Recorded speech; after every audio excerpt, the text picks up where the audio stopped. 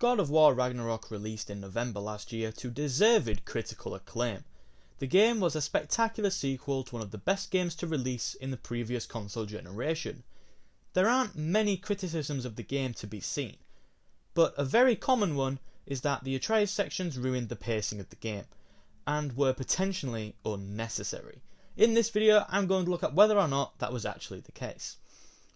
On a quick personal level, I absolutely love God of War Ragnarok. I think it's exceptional. I don't think it's quite as strong as the first game, but that is a very high bar to beat.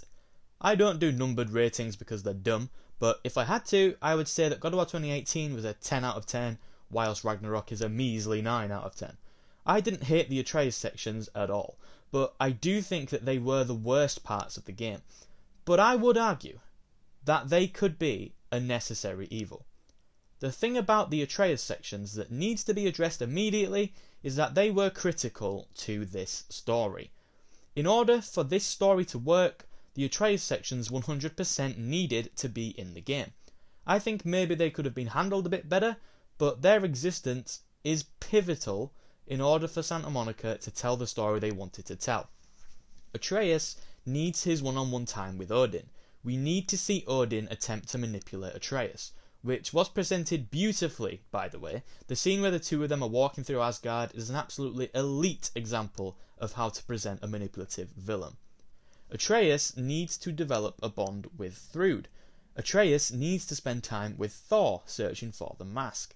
Atreus needs to learn the prophecy. Atreus needs to meet and gain a level of trust with Angrboda.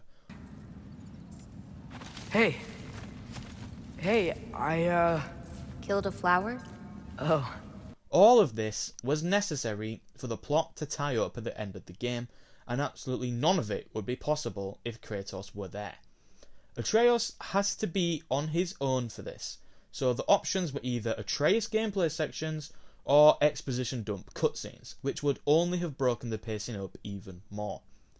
The main issue I have with the Atreus sections, especially the Ironwood section, is that I do feel they go on for too long.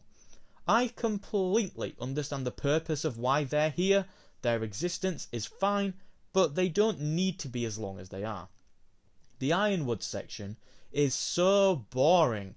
Meeting Angrboda is cool, Atreus learning about the prophecy is cool, hell, I actually think the boss fight at the end of this section is a really fun and engaging boss fight.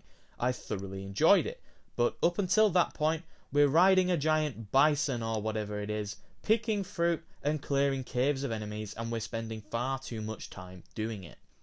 And then, when we're searching for the fragments of the mask, none of these sections really needed to be more than 15 minutes long.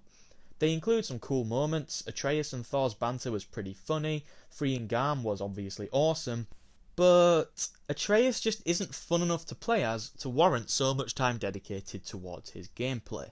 I don't think his combat is bad, it's really not. He's got some cool abilities. Using a bow and arrow is a nice shake up from the melee focused combat of Kratos. I'm not saying Atreus' combat needed to be as in depth as Kratos' is, because that would be ridiculous, but it's just not good enough to warrant the time you spend doing it, in my opinion. I wouldn't really notice it that much until immediately after the Atreus sections, where I'd go back to Kratos and the combat would instantly feel so much more fluid. I'd maxed out all of Atreus' abilities long before the end of the game, so it wasn't even like I was working towards something other than resolving the narrative.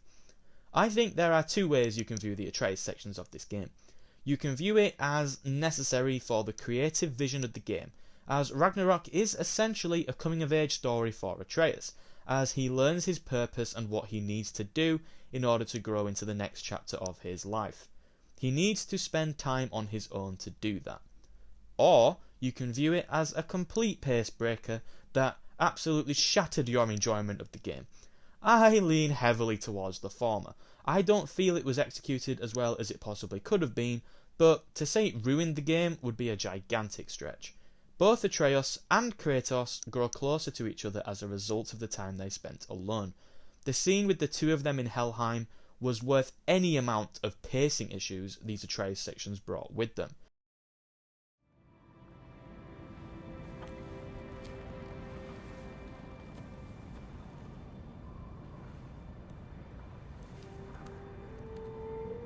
I need to know you'll be okay without me.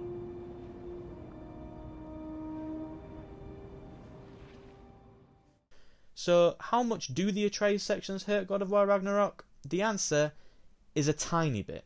But the fact that this is the biggest flaw this game has just proves how astonishing of an experience God of War Ragnarok truly is. Thank you for making it to the end of the video. I hope that you did enjoy it. If you did, then please make sure to leave a like, as it would greatly help me out. And if you want to see more videos like this one, then possibly consider subscribing, as I would love that. But anyway, that's it from me. Have a nice day and goodbye. Atreus. Atreus remains.